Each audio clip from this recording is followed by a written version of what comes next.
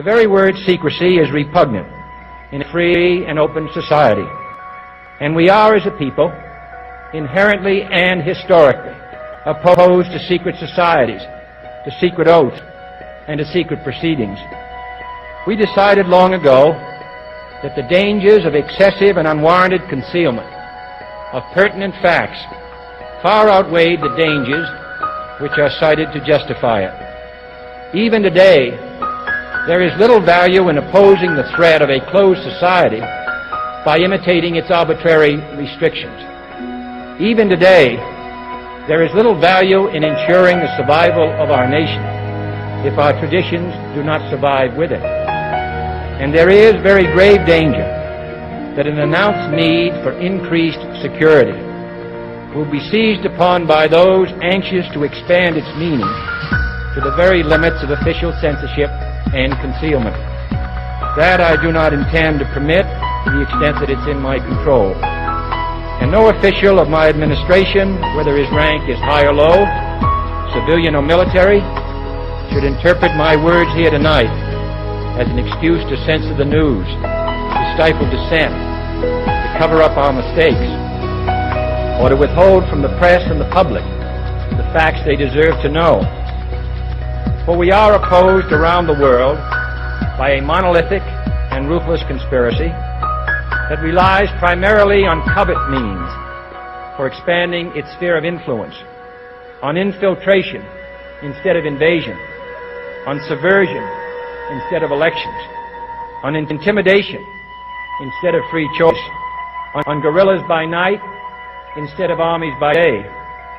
It is a system which has conscripted vast human and material resources into the building of a tightly knit, highly efficient machine that combines military, diplomatic, intelligence, economic, scientific, and political operations. Its preparations are concealed, not published. Its mistakes are buried, not headlined. Its dissenters are silenced, not praised. No expenditure is questioned, no rumor is printed, no secret is revealed.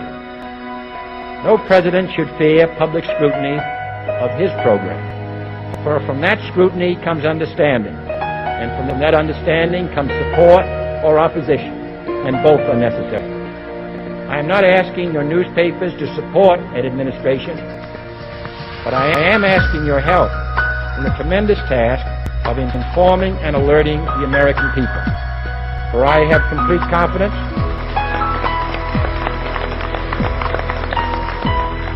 in the response and dedication of our citizens whenever they are fully informed. I not only could not stifle controversy among your readers, I welcome it. This administration intends to be candid about its errors. For as a wise man once said, an error doesn't become a mistake until you refuse to correct it. We intend to accept full responsibility for our errors, and we expect you to point them out when we miss them. Without debate, without criticism, no administration and no country can succeed, and no republic can survive. That is why the Athenian lawmaker Solon decreed it a crime for any citizen to shrink from controversy.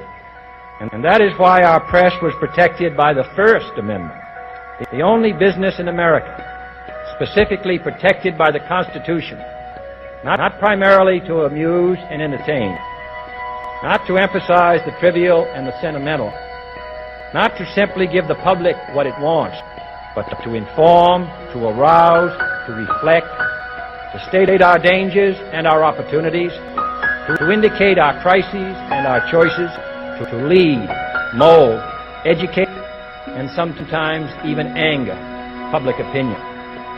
This means greater coverage and analysis of international news, for it is no longer far away and foreign, but close at hand and local. It means greater attention to improved understanding of the news, as well as improved transmission. And it means, finally, that government at all levels must meet its obligation to provide you with the fullest possible information outside the narrowest limits of national security. And so it is to the printing press, to the recorder of man's deeds, the keeper of his conscience, the courier of his news, that we look for strength and assistance, confident that with your help, man will be what he was born to be, free and independent.